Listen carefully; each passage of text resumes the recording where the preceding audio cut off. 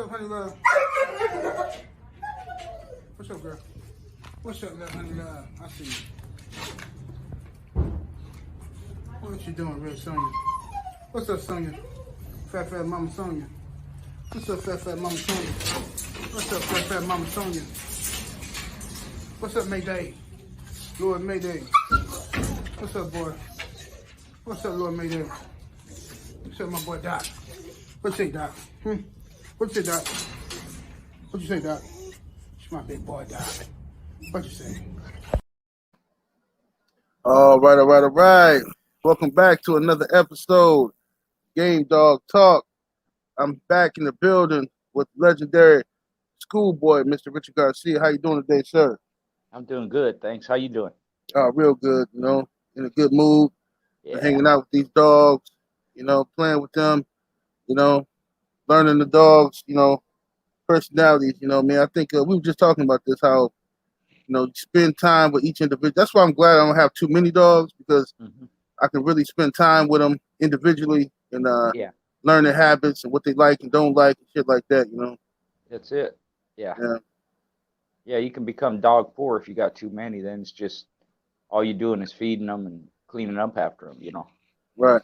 You don't get no time with them, not too much, except maybe on the weekend or something, Right. But yeah, no, that's good. That's good. Mm-hmm. Yes, indeed. Let me scroll up to see what we got in the building. Get some shout outs here. Let's see. Fall City Bullies, salute, man. We got Larry B. Austin Jr., salute. AJ in here. Miami Snoopy 305 in the building. City Boy Kennel, salute. Brother Kendrick Kennel's in the building. What's happening, man? James Brown Sr. What's happening, Bert? Salute to you, man. We got No Smoke 77. We got Robert Hunter, Anthony Bolden, Mark Wonderland. We got up in here. Hillary Kennels. DBK Bulldog, salute. Let's see. Tony Gardner, Project, salute. Let's see here. Let's see here. Dan G, Dogman RT, Boss Dog Kennels, Terrence Gooch, Damari Perry, MJ Total Health and Wellness in Richmond. Let's see. Bank State McKinnell, salute, family. Let's see. Nemlin. All right. Y'all got some names up in here, man. Salute to everybody in the building, man. I can't read everybody. We're going to get right to the work, man. Right to the smoke. Ram will be here in a little while. He'll be up in here. Hopefully we can get Thompson to stop through. We're going to cook. But other than that, how you been doing, Mr. Garcia? Been doing good, staying busy, doing my thing. Yeah, a lot of people want to know where you get a lot of your shirts from. The ones, some of them friends just send them to me, Right. The ones I make, I have right now are the Big Red shirt and Zebo and Jeep. And I'm going to probably do Mountain Man's Homer next. But same thing, you just get a hold of me on Facebook, on Messenger. They're okay. $25 each, including shipping in the United States. Right. Well, y'all heard that. So hit Schoolboy up on Facebook Messenger, and you can discuss the shirts. $25 in the U.S. Good. Yeah. See here. Salute Stephen Lamontez Hawkins in that super chat, showing love, much love and much appreciation, family. Salute to you, man. Salute. Right. Let's get to some of these topics here. We got some interesting topics. These topics came from the questions in my when I put up the post and asked people in the community for questions for this week, and these are the ones that came up. Some of the questions I didn't put up here because a lot of the times people ask the same questions over and over again, And I would advise everybody who listening to this video to go back and look at our other Game Dog episodes. Just binge watch them, man. Binge watch them because we talk about so much stuff in there, and we don't mind repeating the stuff. But like if it's like 3 weeks in a row, man, come on, bro. You know, same stuff, man. Yeah. Sit here. Um, okay. First question: what are some common problems one may run into when starting a yard, Mr. Garcia? Mm. Well, back on that topic, starting a yard, uh, first thing you should put up is a fence and cameras. Right. Sound kind of funny, but and if you have a fence, just make sure it's secure. You know, uh, one of the biggest problems is letting people on your yard that you shouldn't let on there.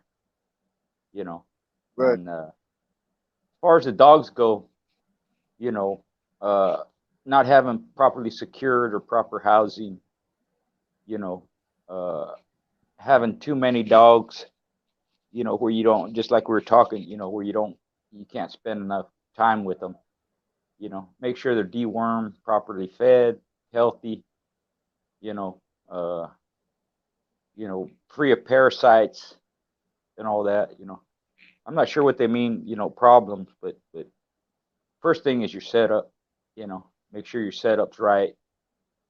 People even depending on where you live, they even face their house a certain way, so the wind either catches the dog, goes in the house, or if it's too cold, the wind don't get in the house, Right. But just things like that,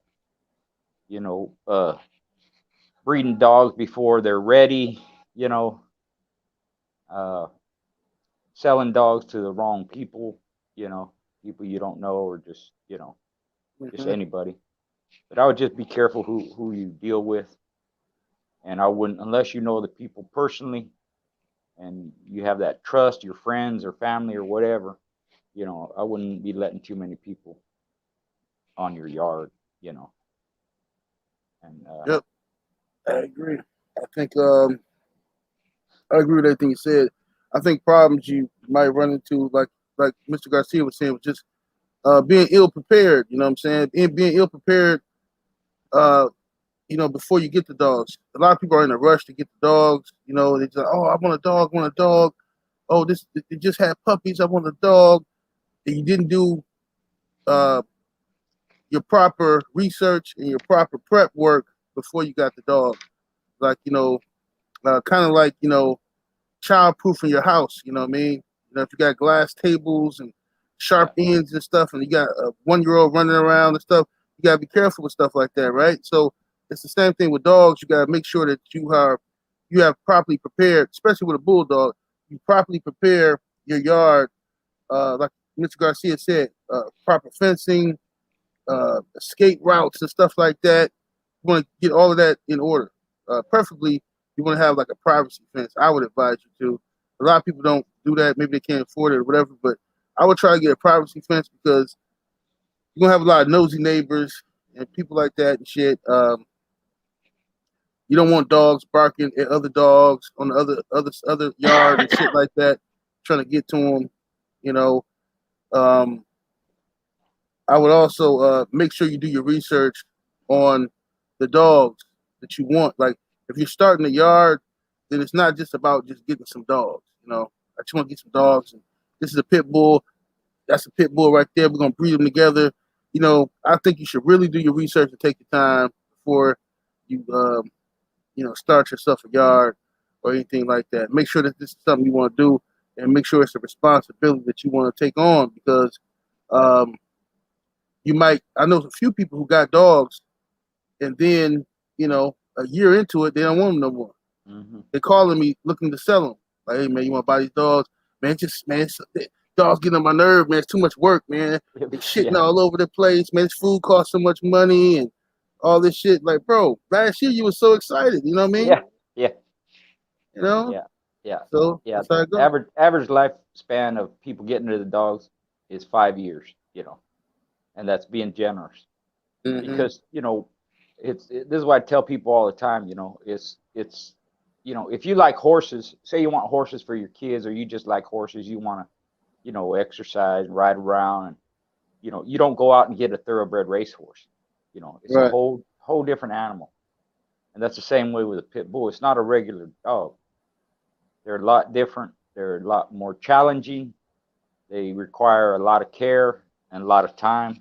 You know, Right. and you know, like you said, you should research what kind of dogs you want and from who, you know, and research the breeder and the, you know, the bloodline or his family of dogs, and then have your setups before you even get a dog. You know, there's a lot of things. Dogs, you know, sometimes they put them too close to the fence and they jump over and hang themselves. Or like a buddy of mine, he just had, you know, in his kennel, he had the latch too low, and his dog was active in the kennel. He jumped around where he cut his foot on the latch, Right. so he had to raise it up, you know, Right. so the dog don't jump and like that. Just little things you learn as you go, but you know, just try and have as much as you can set up before you even get one, and then learn as much as you can before you even get one, you know. Yeah. And don't be cheap on your setup either, man. Like, Yeah, yeah, like that's the one thing. Don't be yeah, cheap on your setup, because like so many people just focus on just getting a dog, and you think it's just about tying it up in the backyard on a chain or some crazy shit. yeah, Like, listen, man, these dogs are smart. They can get loose.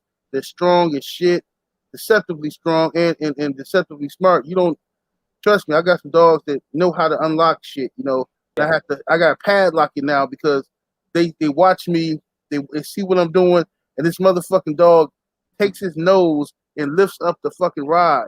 Like, knows yeah, how to do that shit. That's crazy. yeah, yeah. Yeah, they ain't Hmm. dumb, that's for sure. That they can open doors and get in rooms, and you know, even like you said, they can unlatch the door, you know, or they'll jump against it, just do it for hours until the latch comes loose, you know, Right. and it's all kinds of stuff. They'll jump out the top. You know, my buddy, even in his kennels, he has a chain set up inside the kennel, so they don't jump out. So they don't. That's extreme, you know, but that's just the way he likes it because he ain't there all the time. He got to go to work, you know, and his Right. wife works, you know. So while they're Hmm. not there, he hooks them up. You know, when they're home, he don't hook them up. He just has them like that. Then at night, he'll hook them up again just to avoid any accidents. You know, Right. them getting loose. Yeah. Let me see here. Oh wait. Salute to Stephen Lamontez Hawkins back in that super chat. Much love, family. Says I'm looking for a farm type crib, real setup. Oh, yeah, some land, huh? Yes, sir. That's how you do it, man. That'd be great. That's what I want too. That's what I want, some land, Yeah, preferably, you know, to relax on your land and shit. Less trouble, you know what I mean, with neighbors and yeah, dumb shit, you know. yeah. When you have a lot of space like that, even so, your dogs are probably going to be in one area, and I would still suggest you fence that area wherever the dogs are. Even if you're out in the country, you out loose, because they'll still get loose or they'll chase something, you know, and then they'll be gone, you know.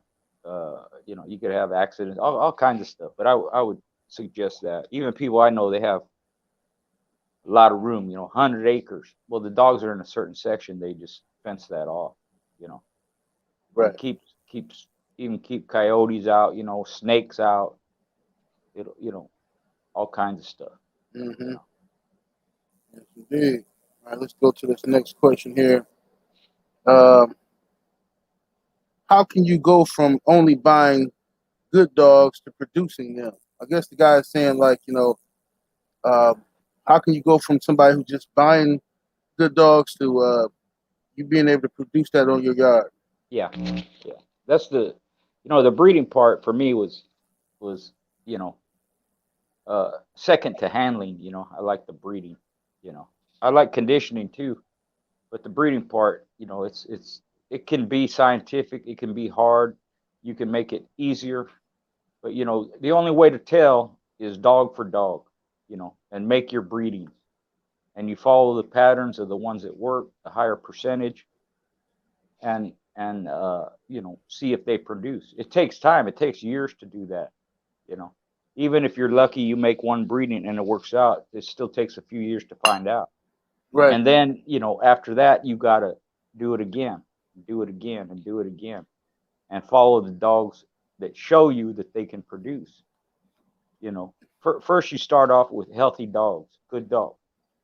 Then it's a matter of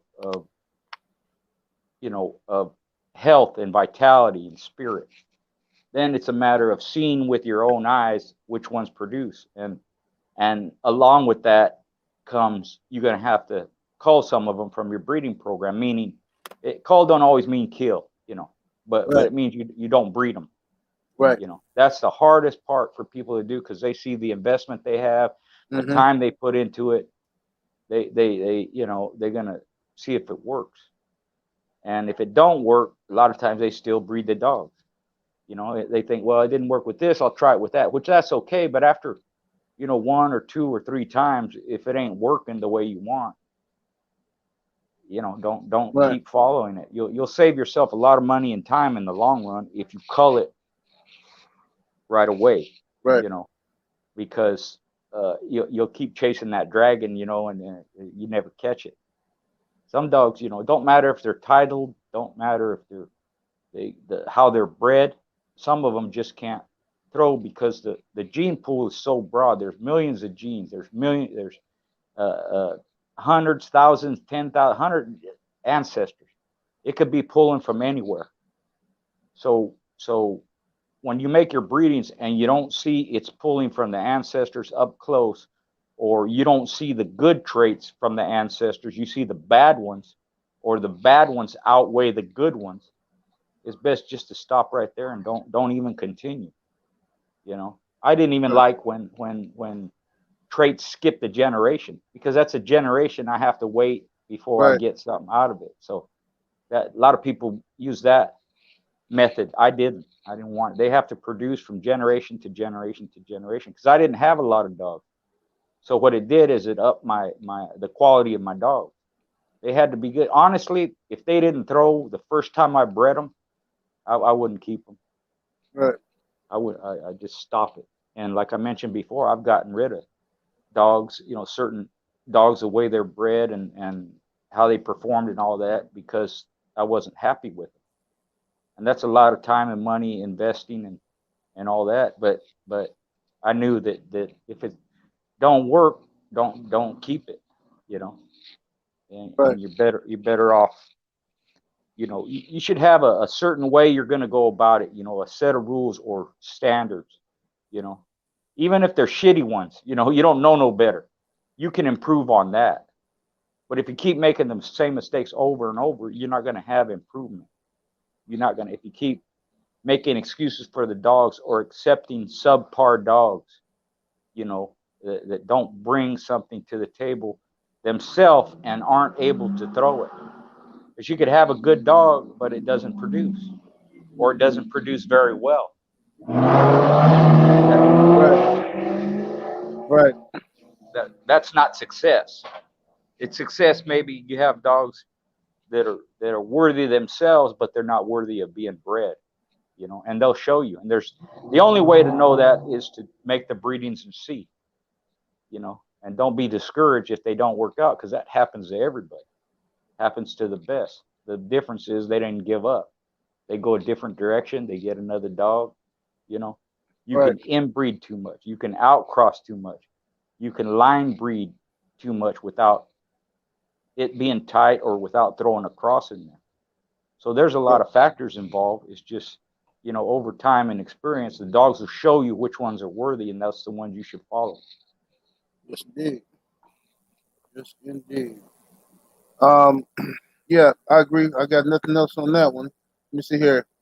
Tom Bolin in the super chat, much love, much appreciation, says, is a counterweight grain scale good for dogs? Is it what's that? Say that again. It says a counterweight grain scale good for dogs. What is that? I don't know. Just go with a digital, bro. Go with a digital. Oh, a scale. Yeah, scale. A scale? Yeah. I would nowadays I just go with the digital scale. We had, you know, most of them back in the day. You have that. Before they used to use cattle scales where you put the whole dog on there, you know. Right. And then it went to those long metal ones, you know. And then that time I got I forgot the brand name, but it measured in ounces. It was real clear, circular like that. Now Yeah. they have digital ones. Those are the best ones. I think that's what he's talking about. That one, the circular one. I think that's what he's Okay. talking about. I think Yeah. so. Yeah, But I yeah, used one, you know, mhm, but the digital is better right, because you can what do they call it? You can put a tare on it, TARE, which means right, let's say you're using a harness or whatever, right, string, rope, whatever. You know, you put that on there and then you tear it and it counts for that weight. right. Mm-hmm. And then you put the dog on there and it gives you the accurate weight rather than you having to do the math and taking off whatever it is. Right, You right. know, Digital's always best. Y'all know digital. yeah, It's yeah, like when you fucking you got yeah, that when you got that bowl of weed and shit. You yeah, know what I'm saying? yeah. You got to put the you got to subtract the weight of the fucking bowl and shit. Y'all know how to Yeah, do that. yeah, yeah. Same thing. You Mm-hmm. know, it's done in the meat industry and groceries. You know, like that. Yeah, yeah. And but the digital now they're pretty accurate. You know, you can even they even have them. You can it goes by ounces, grams, pounds. You know, like that. Even the metric system. You can switch it over to the metric system. You can do Mm-hmm. kilograms and milligrams, all that. Yes, Yeah, indeed. yeah. If you in a different country other than the U.S., they all go by kilograms. You know, and so you can if somebody like back in the day, if they was to give you a weight 35 pounds, it's something like 14 or 15 kilograms. You'd have to do the math and see exactly what it is, and then you just go by that metric system weight. Right. And another question we got here. Somebody asked is what medications and ointments do you need for raising these type of dogs? What kind of medications and ointments should a person have on hand for raising dogs? Yeah, Schoolboy. yeah. Well, you should always have just I mean, it's a vast array of things. You can have Benadryl for allergies. You should have some kind of antibiotics. Different kinds. You can have ampicillin, Baytril, amoxicillin, cephalaxin, or whatever. There's different kinds, and what you do is just Google it, and it'll tell you what each antibiotic is used for. To make sure if you have some whatever it is, it could be a stomach ailment, it could be a accident, it could be a bug sting or a snake bite or something, and you're giving them the proper, antibiotic. You know, you can have topical ointments like what's that stuff? Lidocaine. Right. Novocaine. Some of this stuff I don't even know if it's available. If you can get it, you might need a prescription, or some people. A lot of it now you can go online and buy this stuff. They can sell it to you like that. You need something for skin problems, for like my dogs. I used for just about any kind of skin problem except maybe mange. You know, I used it's like an all natural cream. Has aloe vera in it and different vitamins and stuff. And it's Right. used for incontinent people, adults that wear baby diapers, right? Right. Right. And it's used because, they mess in their pants and this and that, and it can hurt their skin. And I found out just about any skin ailment, that stuff will work because it's all natural, you know. But if you can get them, you need maybe IV bag and ringers, and stuff like that. There's just Right. a whole array, including you know a lot of people use natural ingredients. Aloe vera for burns and cuts, and they use mint and just ginkgo balboa, all kinds of stuff. Mm-hmm. So it's there's a vast array. It's just like what do you think you'll need? Where do you live? What can happen? You need stuff for dip. Like we used to use all chemicals back then, but now they have a lot of natural ingredients. Like Ram was saying, in his misters, he uses different, herbs and stuff, or, Right. for keep the bugs away and all that. You have fly traps and ointments for flies and just all kinds of stuff. But if you're looking for a medical kit, it'd be just like a first aid kit. What does a first aid kit have in it, and just duplicate it for your dog. Right. Thompson Kennels, what's up, Thompson?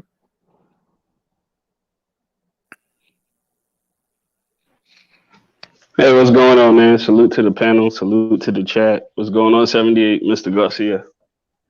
How you doing? Oh man, chilling, man. What's your thoughts, Thompson, on what kind of ointments and medications should be on hand for somebody who has a yard of dogs?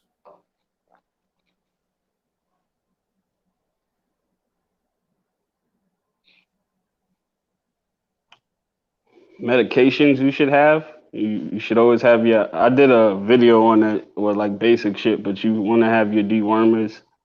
Have your farbinazole, your farbinazole, your parental primate, and your ivermectin. Have a good shampoo, antibiotic shampoo on deck. Keep your wound treatment stuff. Your amoxicillin, your Clavamac. Yeah, there's a lot of stuff. You need to have your Albon. Your Corid good solid fly spray. Mr. Garcia alluded to with the peppermint. They make a lot of great all natural shampoos and stuff. You just gotta have a well-rounded. You gotta be damn near like a veterinarian, man. Right. Yeah. Yes, indeed.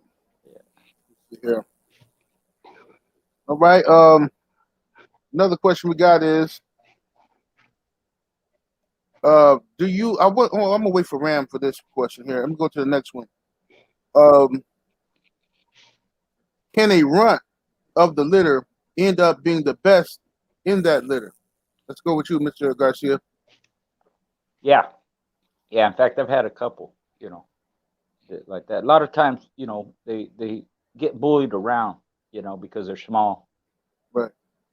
And it just makes them, more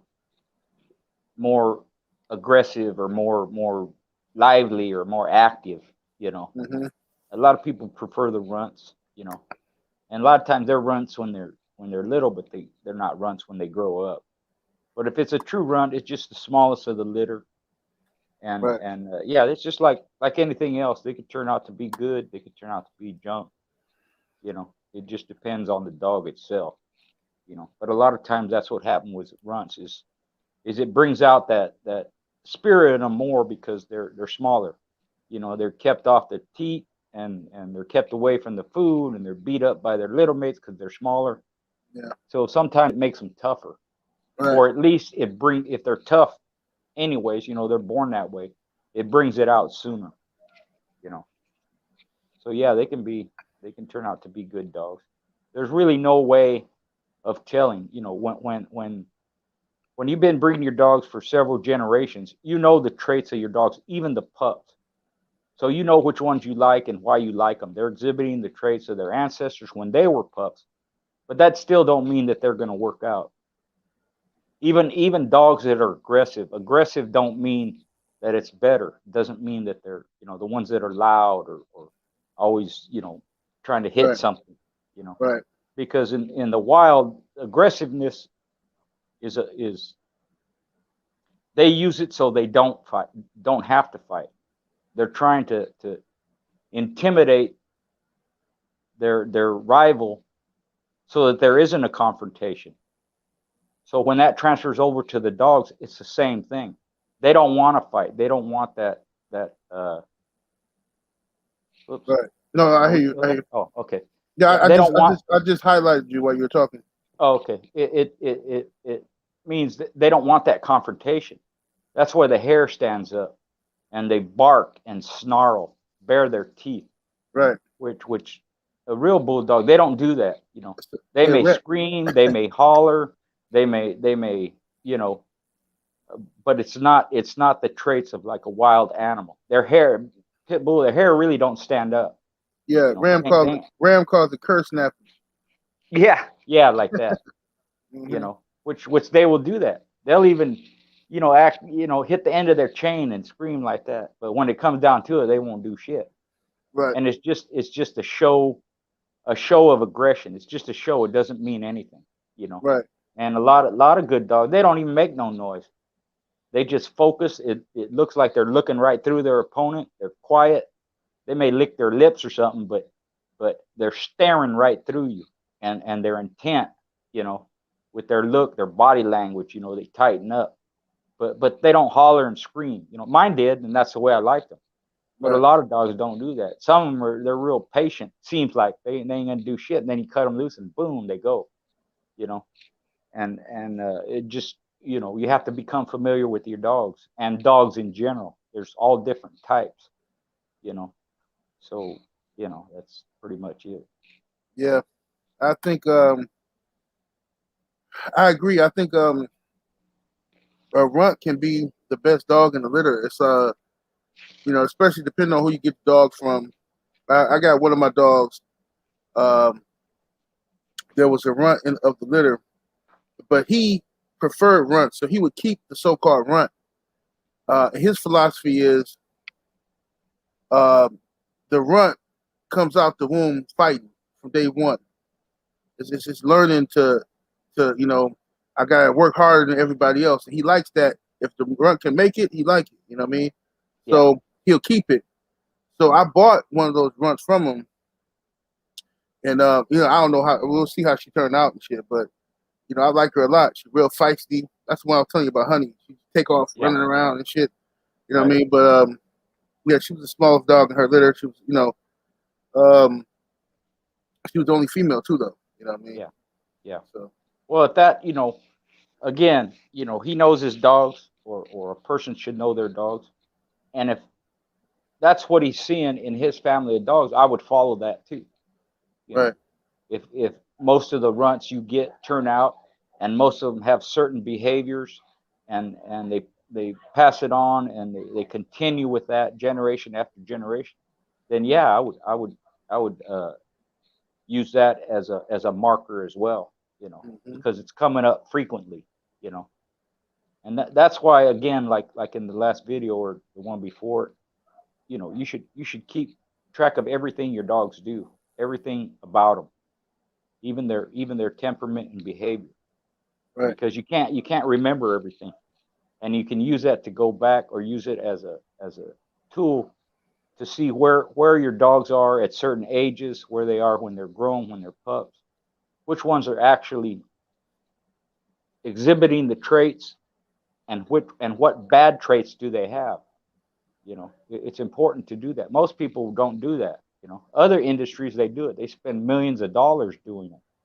Well, we don't have millions of dollars, but we can keep track of certain things, and then use them as a reference, and see if what you know, what we're determining to be a good dog. See if the good in them outweighs the bad. And if it does, you follow that pattern. You follow those traits. You follow those types of dogs. yes, indeed. Y'all smash the like button if you're in the building. Hit the like button. I know y'all probably watching this somewhere else on Facebook or something, but still hit the like button over on YouTube. Melanin Creations in the super chat. Appreciate you, man. Much love, much appreciation. Salute to everybody that came through. I see you in here. Live Life Real, the brother. Salute. Aladdin Saddam, everybody, 88 Sports Talk. Much love to everybody in here. Dead Game Boxing. Mr. Thompson Kennels, man, what's your take on that, man? Can a runt become the best dog of a litter?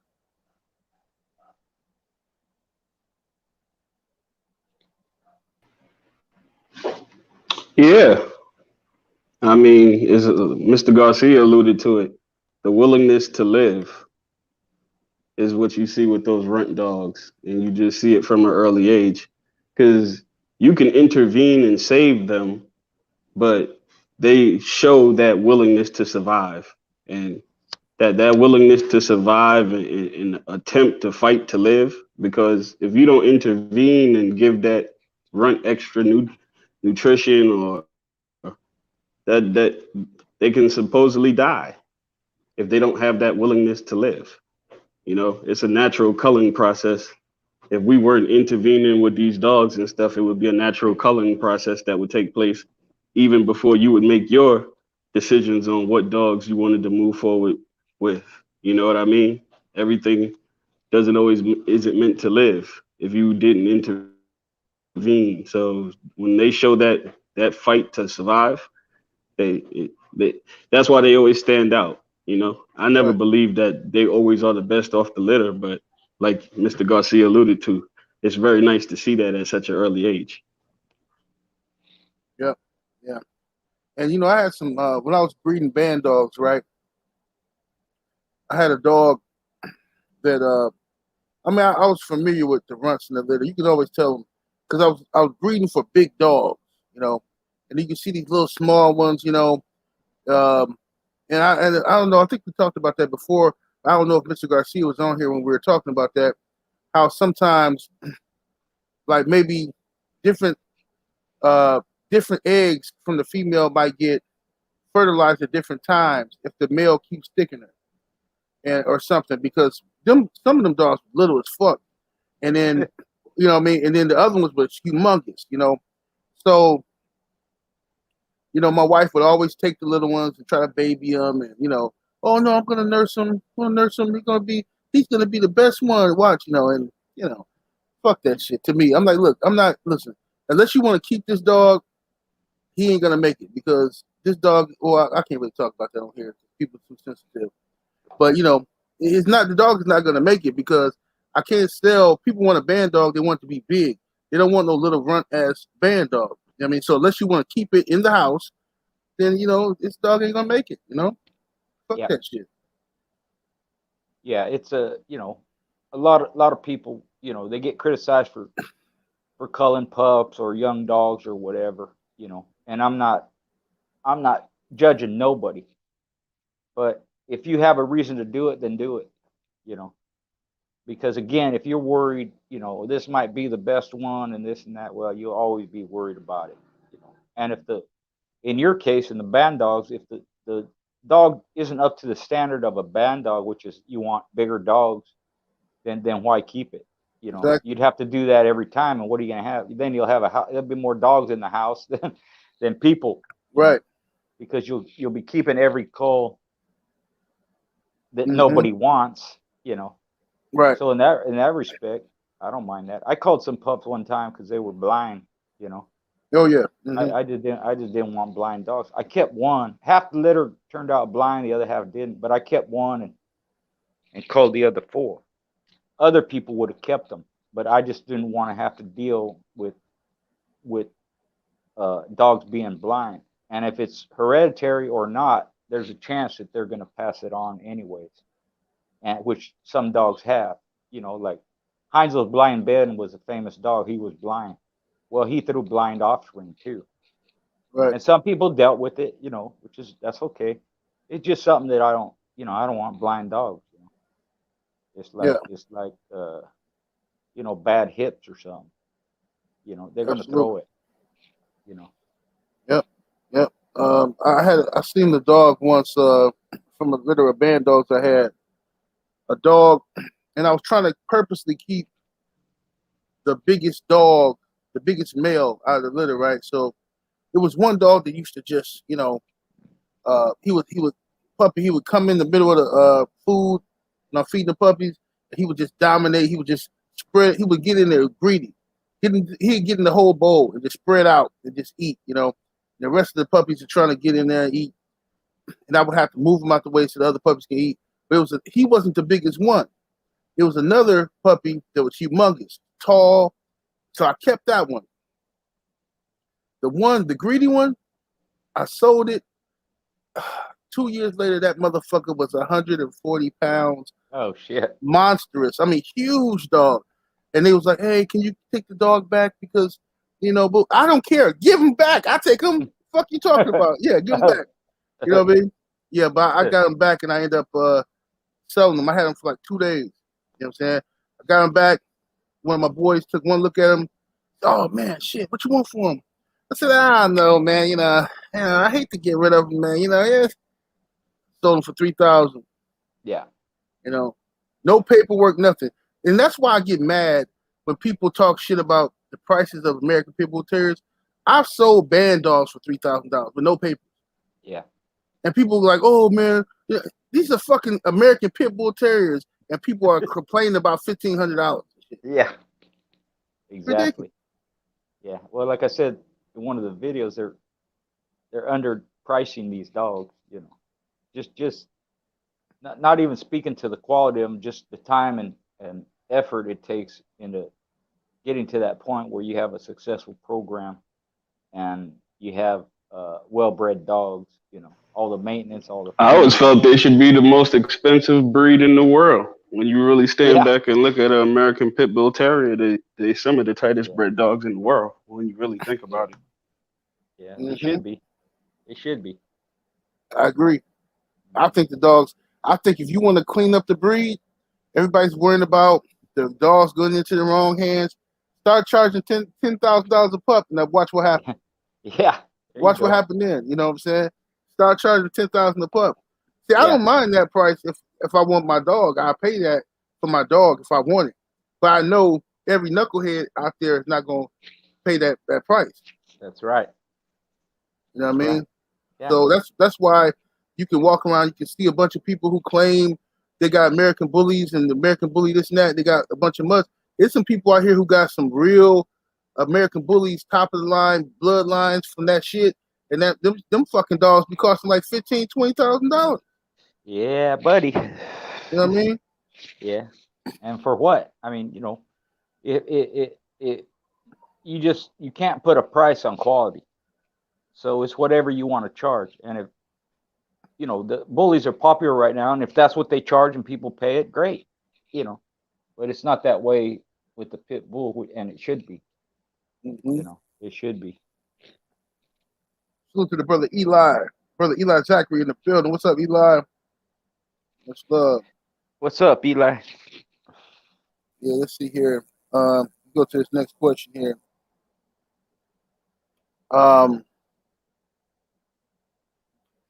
Should dogs who have frozen semen extracted from them be DNA profiled? Okay, and I asked this question.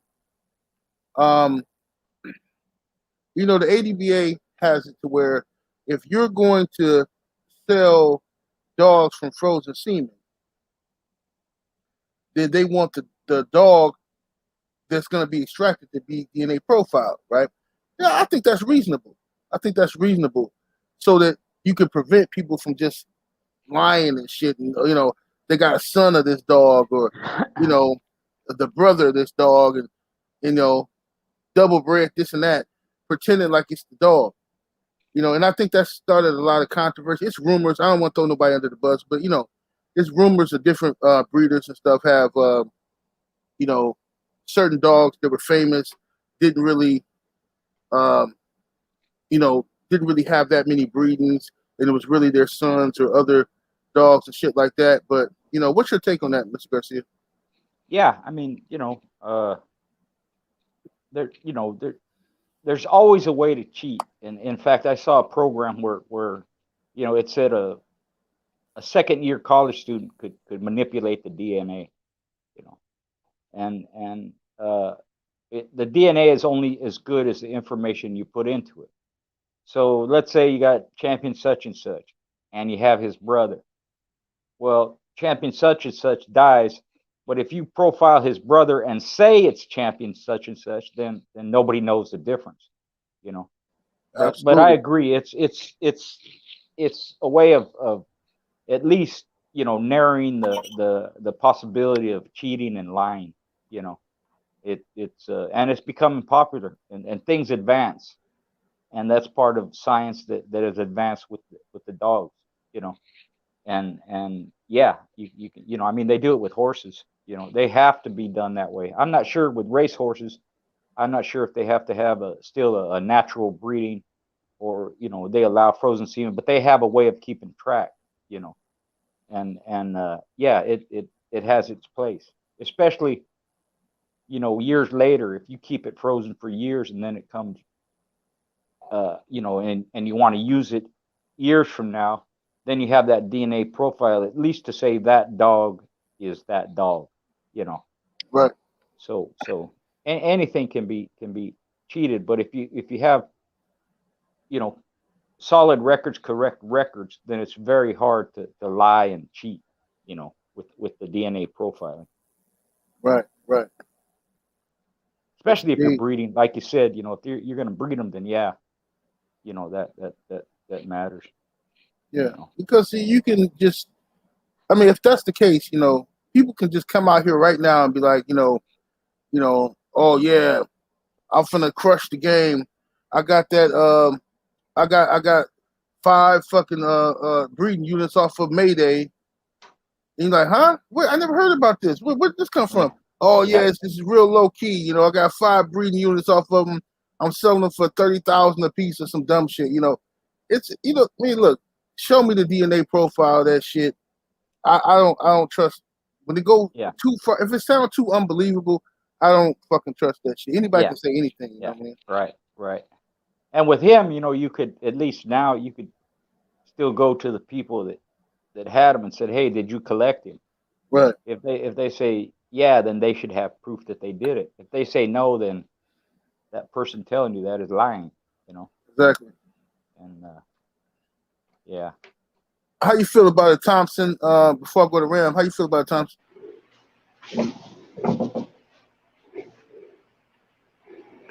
I don't know. It's a very slippery slope because I'm old school. I'm used to dogs being stuck together and me seeing the breeding. And when a dog's time is just like a sun, it goes up and then it comes down. When it goes down and that dog is dead, if he was such a great dog, he should have offspring that represent what he was. And if he doesn't have any offspring that represent what he was that are still producing, he shouldn't be a legacy to begin with. And that's me on that part of it. But when you're just dealing in frozen semen in general, I think it should all be DNA profiled. Just like Mr. Garcia said, I think they should do it just like how they do a fucking breeding. When you take a picture of your dog stuck together with you and your dogs, they should do it just like that at the clinic. They should have photographs of the dog being collected. Like, I mean, there's got to be some kind of, because I mean, it's a door, but that's a crazy door to get down when you start talking about dogs that you can't touch or feel or see. You know what I mean? So I think any criteria that they holding, it should be DNA profiled, at least everything off of it. You should be able to have the whatever the collecting agencies are, they should be en route with whoever's registering the dogs. Because if it's not being monitored, a bunch of wild shit could go on. Yeah. And before I go to Ram, it's like a dude one time when I was on the market looking for pups, a dude told me he had semen fresh off a macho buck, right? Off a macho buck. And I was like, oh, okay. Because I know somebody else who got macho buck semen too. So, well, okay. So, as we got closer to it, he wanted a certain amount of money for it. But as we got closer to me actually pulling the trigger on it, he I guess guilt took over. He tells me, oh, well, I'm going to tell you, look, he's a triple bred macho buck. Triple bred macho buck. He's not right directly off of macho buck, but he's triple bred macho buck. It's the same thing, man. It's the same thing. I said, no, it's not. Fuck you. It's not the same thing. Fuck you talking about? Like, no, it's the same thing, man. Look, like, bro, I'm not no fucking rookie, bro. Get the fuck out of here with that dumbass shit. But how many other people did he get like that? Yeah. Yep. Yeah. You should have just said it was triple red from the beginning, and exactly. then if people want it, they get it. If not, but that's just same old shiesty shit that people try and pull, Yeah, it's bullshit. What's up, Ram? What up? Chilling, man. What's happening with it, man? What you been out there car racing, man? No, hell no, man. When my client's kids fell in the pool, man, I had to jump in there and get him up out of there, man. Ram a superhero on the low. Ram a superhero out of here. He's a dog man and a what do you call the people at the beach? The lifeguard. Lifeguard too. Yeah. Hell yeah. Oh man, he just fell off. He'll be back. Yeah. He might click something. But yeah, oh, here you go. He's back. There you go, Ram. You back in there. Yeah, yeah, my shit all I had, my phone was in my pocket when I had to get in there, so my shit might be tripping still, man. Oh, it's all good. What's your take on DNA profiling frozen semen? There's a lot of people out here selling frozen semen, man, you know. And you know, do you think it should be DNA profiled so we know what we're getting? Yeah, hell yeah. You know, it gotta be these days because there's so many motherfuckers out there that just be lying on shit, bro, for no goddamn reason. You know, you gotta get that shit DNA profile. Probably fucking have a picture or something of the dog getting whacked off into a valve at the same time, you know? Because motherfuckers is shiesty like that and you don't know, you know? I wouldn't do no shit like that because I'm an honest motherfucker, but a lot of people not, man, you know? So you got to be careful with that shit because motherfuckers out there to get you. I got this macho buck shit and motherfucker, is it the macho buck shit? You don't know. Right, So it's just better just to fucking go on and do it. Like when right, we pulled our dogs, you know, it was pictures and all that of them getting pulled, even though we wasn't giving it to nobody, you know? That right, was just for our own personal records. You gotta be real careful with that shit, man. right. Just because your dog come out red, puppies come out red, don't mean they macho buck dogs, man. A whole lot of dogs is red out this motherfucker, man. Go on with that dumb shit, man. So Oh yeah, yeah, man. Shit, that's that old family phenotype. You know, most of the red nosed dogs look like centipede. I don't care what exactly, bloodline they off of. They gonna have that certain look just because of the pheno and genotype that popped out on them dogs, man. yeah. My Coca-Cola dogs come out looking like that, just a smaller version. When I was running that line of dogs. Hmm. And most of them look like motherfucking goddamn tombstone anyway. Exactly. Big floppy ears, all of that shit, man. So, you know, yeah, just be careful if you're getting it, you know.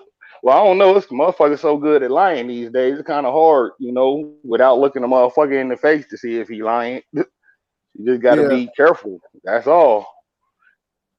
yeah. You gotta try to talk to people and talk to.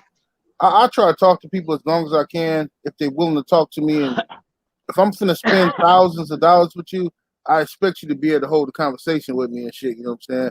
You know what I mean? And if you don't want to hold a conversation, fuck you. I'll move on to somebody else. You know what I mean? But don't get offended if I'm asking questions. I'm finna drop fucking thousands of dollars. I need to know what the fuck, what kind of dude you is. Are you a liar? You know what I mean? I want to hear you tell some stories. If I catch you in some lies, I ain't buying no fucking dog from you. I mean, you start telling me stupid shit. Oh yeah, yeah, it's a triple bred macho buck, but it's the same thing, man. It's the same. It's look, it's the same as having a direct son. No, it's not. Fuck you, man. Fucking lying ass dude. Yeah, I take it It, somebody told you some bullshit like that before. Huh? Yeah, yeah, that's what I'm talking about. yeah, Who told me that dumb shit? yeah. See, and that goes back to what we were talking about earlier. Just because, I mean, it could be 99% pure of off of a dog. That still don't mean that it's going to throw like that dog it's off of. Right. There's still there's so many genes. There's so much, to it that you don't know what a dog's going to throw. Just like littermate brothers or sisters. One could throw good, the other one don't. They both could throw good. One could throw better. Both of them could be shit. You know, there's so just because a dog is inbred or tight bred doesn't mean that it's representative of the dog or dogs it's inbred or tight bred off of. It could be a total dink that don't throw shit, that ain't worth shit. Even if they look the same, they look identical, same weight, same color, same Yeah, body, pup. same head, tail. It doesn't matter. The genes don't work that way. You never know where they're coming from, and the only way to see it is to breed them and find out. So just because it's triple bred, whatever, or it's double bred or tight bred, it doesn't mean that it's the same dog. It's not the same dog. You Right.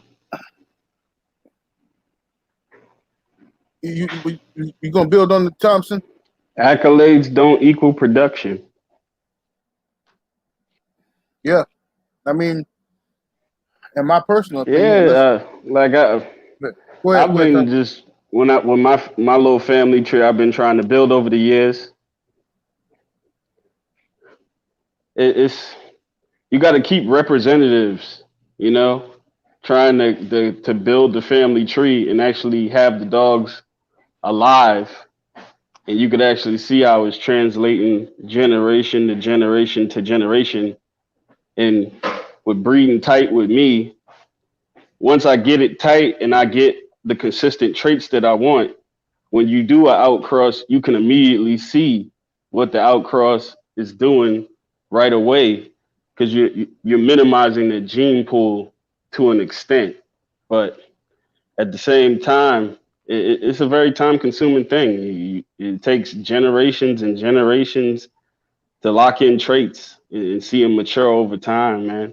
It's mind blowing when you really think about it. And then the representatives you choose to move forward with. Because if you're not a person who's good at picking good dogs and holding on to certain dogs to move forward with, you could be working against yourself. Like Mr. Garcia alluded to, you could have two litter mates and one throws shit and the other one doesn't. I mean, the other one throws great and they're off the same litter. But one of those dogs may be a better performing athletic dog than the other one. So, keeping those pieces to move forward with is an art within itself. So that's my take on it. It's a lot. Yes, indeed. Let me get to some of these questions I skipped over. I was waiting on Ram for this one here. Okay, Ram, this question is brother asks, do you believe there is a head type that produces hard mouth more commonly than other head types in American Pit Bull Terrier? No, the head don't got shit to do with the bite. It's the mouth and the jaw structure. If that's what he was trying to say, then yeah. But if the head, no. I had big head motherfuckers that motherfucker couldn't bite a goddamn fly in half if they wanted to. And I had a little bitty, little whippet head greyhound motherfuckers that bite a goddamn arm off. It's about how the muzzle and the jaw is structured. And you want a Mm-hmm. longer muzzle for the leverage, and of course the jaw muscle so you could bite hard for longer. But the head size, no, that shit look cool, but it ain't got shit to do with how a dog perform. It actually too big of a head kind of hinders a dog because you got to lug that big motherfucker around when the action gets started. So yeah, What you think, Mr. Garcia? I was about to ask y'all. I was about to ask y'all that when I saw that question because I was thinking to myself, some of the hardest biting dogs had like muzzles. They weren't basketball head. They actually had a muzzle. Mm-hmm. Yeah, yeah, that's a good question. Comes up all the time. There ain't no certain type or shape. It all has to do with leverage and uh, science. And nobody's cornered the market on that. Some people think a shorter muzzled dog, on average bites harder, where a pointy muzzled dog don't. And I've never seen that to be true. Bully Sun dogs, a lot of them have a slope to their forehead. A lot of Jeep dogs have, Jeep Red Boy dogs have a full stop to their forehead. And I think the reason that somebody can't pinpoint it is because there's a lot of different factors on how and why a dog bites hard. It's kind of like the fighting instinct, which is different from, say, scent hound instinct. We know the scent hound, their instinct is through the nose. They breathe, they smell stuff, and it goes to the brain and gives them certain signals. But the fighting instinct comes from a lot of different things. It's not just one trait. It's not just one trait that comes from one thing. It's several things. So, and it's the same thing with the mouth. It has to do with the muscles on top of their head, has to do with the jaws, has to do with the leverage, the length, short or long. It has to do with their neck muscles and their back muscles, and everything that where you get to that point. There's some that look like they should bite like alligators and they can't break skin. There's some, you know, that have a small pinhead, and you know, I've had those types too. So it's the same thing as anything else. It's seeing the dogs, what they can do, and judging them that way. Now, if somebody took the time, which would be, you know, it's almost impossible, and had different and judged different size shapes of heads and this and that, and did it over a long period of time, then they might come out with something. Well, this type seems to bite harder on average than this type, but ain't nobody gonna do that, and nobody has done it. So it's just, you know, I've seen so many, and they're so different that I can't put a finger on it, why and how and all that. You know, I mean, even animals in the wild. You know, what's a leopard's head shaped like compared to a lion, and Right. compared Oh, to good point. Excellent point. crocodile or an Yeah. alligator or Excellent. you know, a cheetah, and this, you know, there's wolves and foxes and all of that. You know, Yeah. And they all a leopard bite hard as fuck. yeah, they do. You know, and but you know, so does a wolf. You know, a grown wolf, they can take down a full size caribou by themselves. They can break their fucking neck. You know, and the ones that can do it, they're going to survive, and they got, you know, they got the kill. The ones that can't do it, then they're going to need help from the pack. You know, same thing with coyotes. You know, it just foxes, all that. So there's no, nature's funny. You know, and there's a lot of even the structure of a dog. People say, what's the best structure? There ain't none, because I've seen all different kinds. A lot of people don't like the roach back. I preferred it. Some want straight back. You know, some want the back end higher than the front end, which, you know, a lot of animals that helps. Some like short, squatty, long. It's the same thing with the head. You know, the only thing you can do is see the individuals and judge them on their, what, you know, what the end result is. But I haven't. It's like gameness. People talk about gameness all the time. I don't know where it comes from. Nobody does. Nobody can explain it to me. And it's because I think, again, there's a lot of different factors involved. It has to do with structure and health and durability and toughness, and, you know, their mind, their heart, you know, what goes in their head, and, you know, why they do what they do, and why won't they quit, and all that, you know. So, you know, it's the same thing with the hard mouth. It's a lot of different factors, and the only way to know is to see it. But like with a lot of, you know, not a lot, but some bloodlines, like Eli bloodlines or Bully Son dogs, Jocko dogs, you know, on average, they do have harder mouth than other families of dogs. And that's just because it's been concentrated, that trait has been concentrated on those family of dogs. Yes, indeed. Let's see here. Another question. Let's start with Ram. What's your opinion on the Carrata blood, Grand Champion Carrata, and more on the origin and where it came from? So basically, they want you to just talk about, you know, what Carrata is made up of, what's in his background. Man, honestly, bro, I only seen one, and that shit didn't work out too swell. You feel me? But I can't judge a whole bloodline just off of one dog that, you know, wasn't that, well, I ain't even gonna say it wasn't that good. It just got outclassed. So I can't really, you know, speak on that because I don't know too much about, you know, those dogs or that dog itself. You know, I pay attention to the dogs over here. So, you know, I don't know, bro. Yeah, I know he bred up pretty good. He got a lot of red boy Jocko in there, a little bit of alligator and shit like that. The Veely blood work. That's what make, you know, Carrata work, because he ain't the only dog from that blood that's notable. He just the most popular. So, you know, that's a good line of dogs. I don't know, I wouldn't get none of it. I want to see what it do first, you know, in everybody else's hands. I ain't, you know, real big on just jumping on the bandwagon. Even though he been around for a couple of years, he's still new to the game, you know. Like, you could be an OG on the streets, you go to the pen, you a fish. Same as when you come over here with the shits, you know. You good over Right. there, but over here you a fish, homie. You know, learn the ropes and shit, and you can make it through La Pinta. But other than that, I can't really speak on it, bro. Right, right.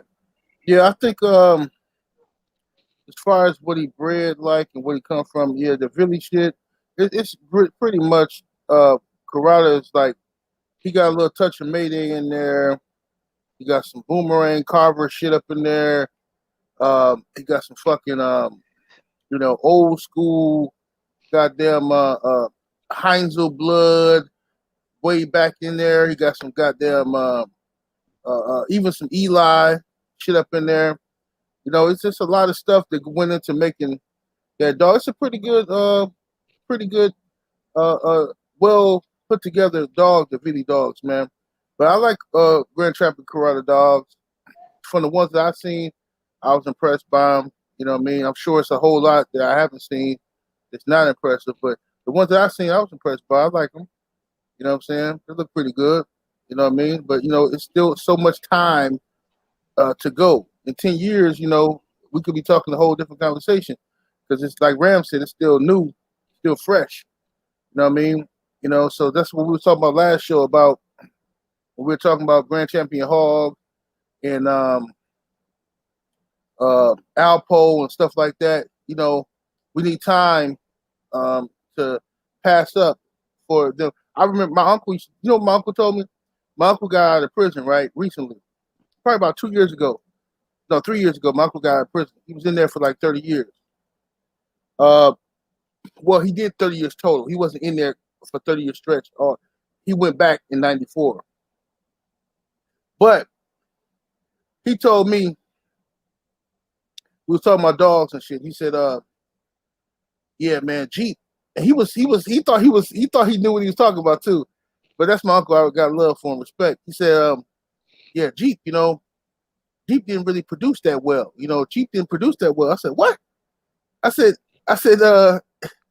Jeep is a top round dog, one of the top round dogs. He's like, what? He's like, what you talking about? He said, man, Jeep. I said, man, see, when he went to prison, Jeep was still in the game. Jeep was still like the way we talk about Grand Champion Alpo and Corrada and stuff like that. He wasn't a finished product. His production wasn't a finished product yet. See what I'm saying? So it was interesting for me to tell him about Jeep and what Jeep produced and have him look at all this shit. And he was just amazed, like, what the fuck?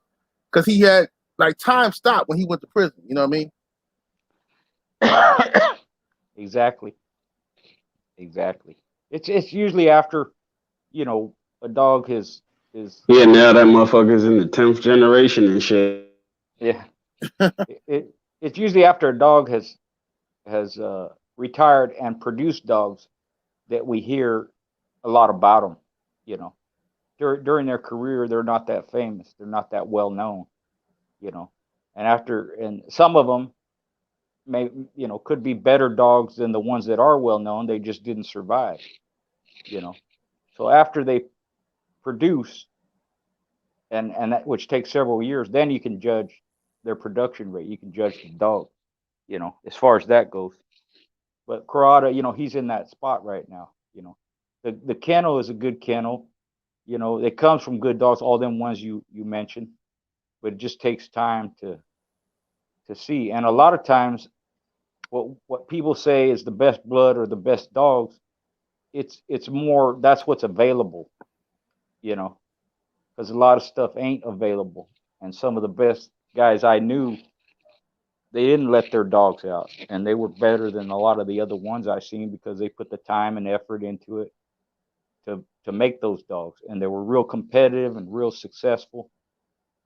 So a lot of times, it's what you can get. You're going to only get what's available.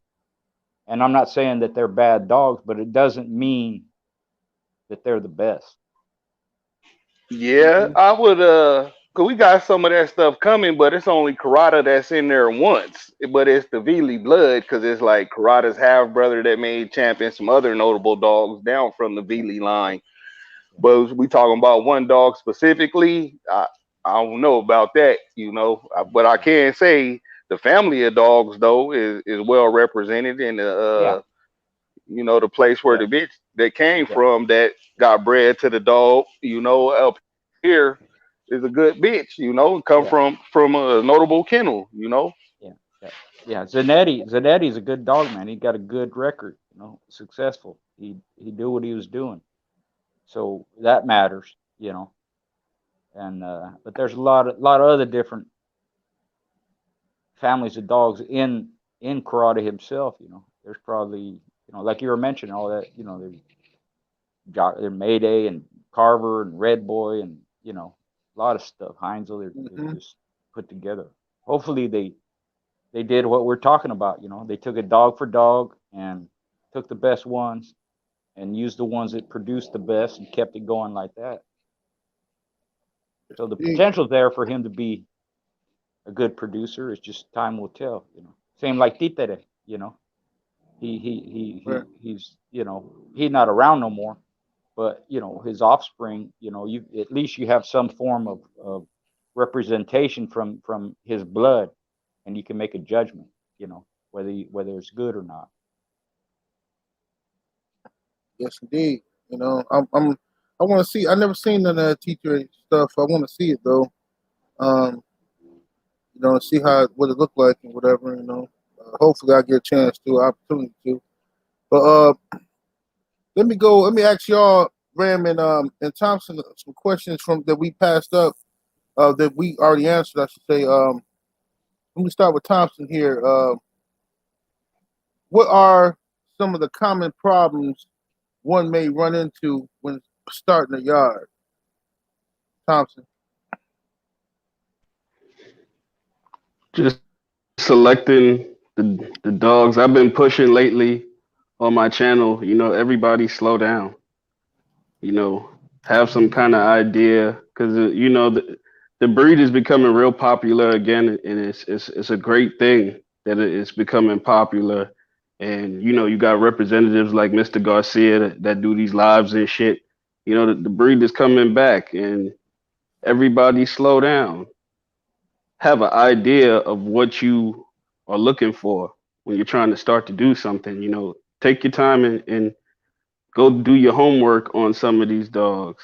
It's just like y'all were talking about the Croata stuff. I I personally have never fed one, and the only representations I've seen of it, it was in there like one time in the fourth or third generation. You know what I mean? So I don't know if that's a true representative of what that is.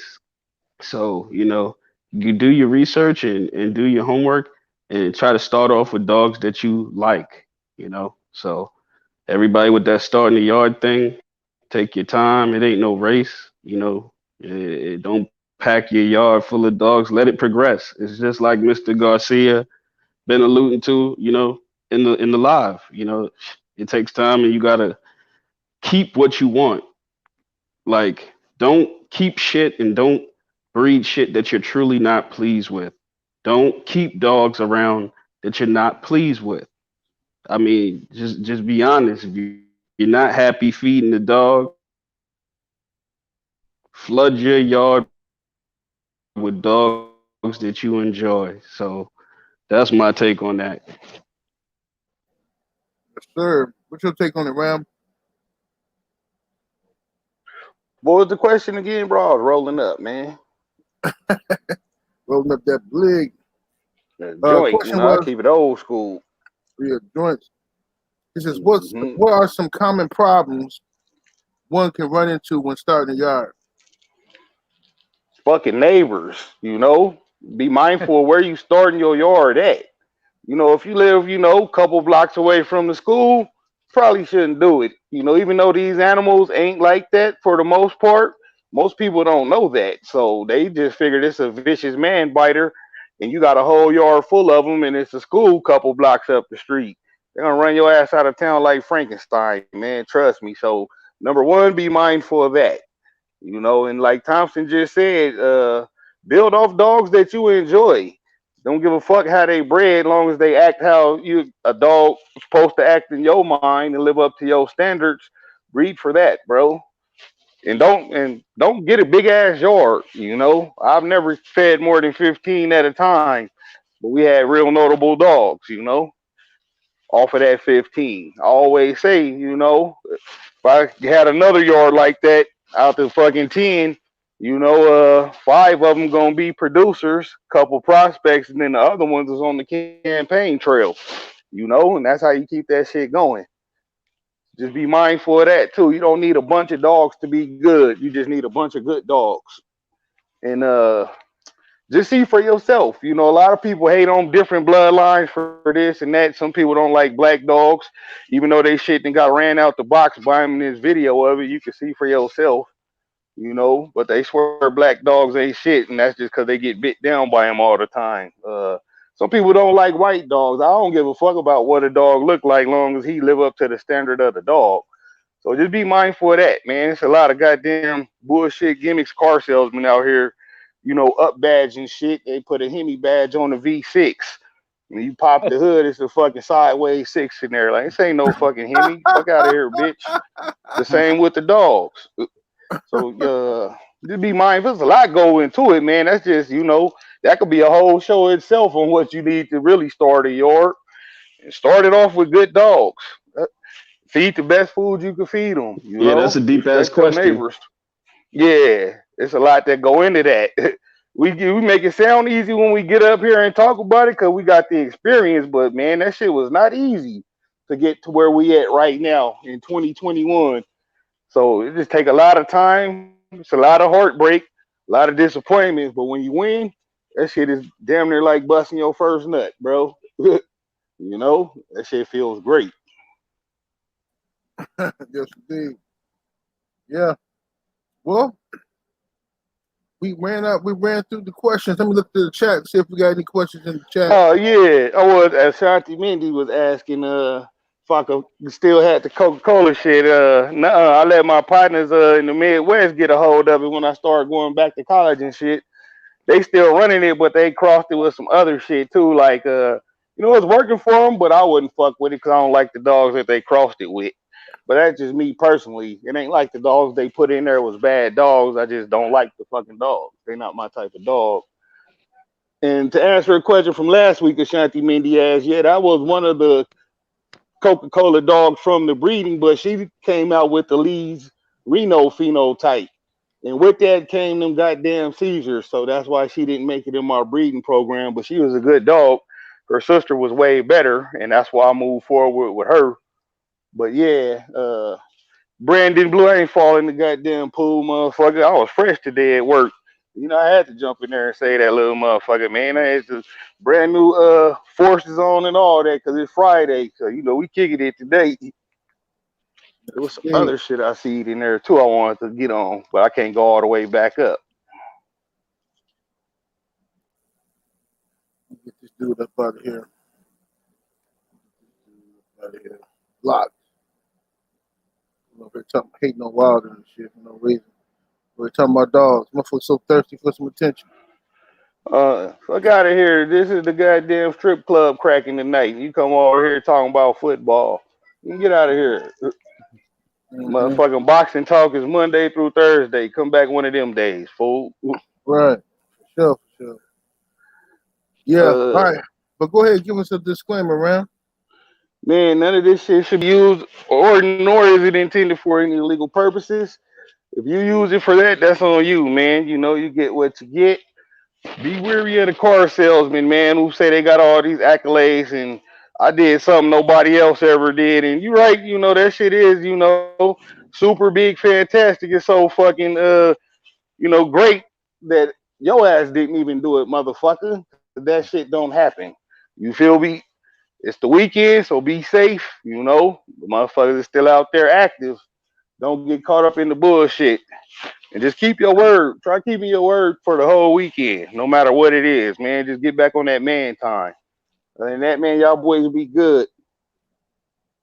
Yes, sir. And to the family just asked about Stonewall Dogs. We did a whole show about Stonewall Dogs. Look up Game Dog Talk on my channel on the playlist, and you'll see we got videos where we talked about that family.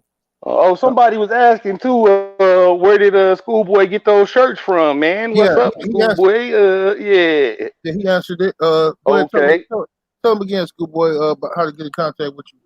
Yeah, just like anything else on Messenger, Facebook, just hit me up and I'll give you all the details. Tell you what I got, what sizes, and all that. I Huh. got more. I have more coming out every now and again. I'm lazy, so it takes time. You know, I got a whole list I'm gonna do. But they're good shirts. They're quality shirts. I forget the name brand, but it's a good shirt. Some of the shirts, like this one I have on, come from friends, you know. And I don't have those available, but I have a few of my own that I sell.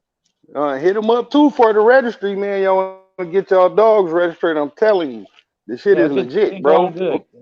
It's been going pretty good, man. I always get, you know, after a show, I get somebody interested, you know, and then give them the details. So I appreciate that. Oh Sure. yeah, man. I'm just going. If I didn't know you all promote it still, cause it's dope. You know, Yeah, it's and legit it's shit. right, and it's from a dog, man. That's what I like about it. You know what I'm saying? Yeah, yeah. So, hey y'all, make sure y'all go. Thank y'all for joining us. Another week of Game Dog Talk. We'll be back next Friday. Make sure y'all go subscribe to Times of Kennels right here on YouTube. You know what I'm saying? Stay tuned. Go holler at Schoolboy on Facebook Messenger. And you know what I'm saying? You catch me around right here. You know what I'm saying? Next week, Friday. Spread the word about the show. Smash that like button, man. We'll holler at y'all. Peace. Peace.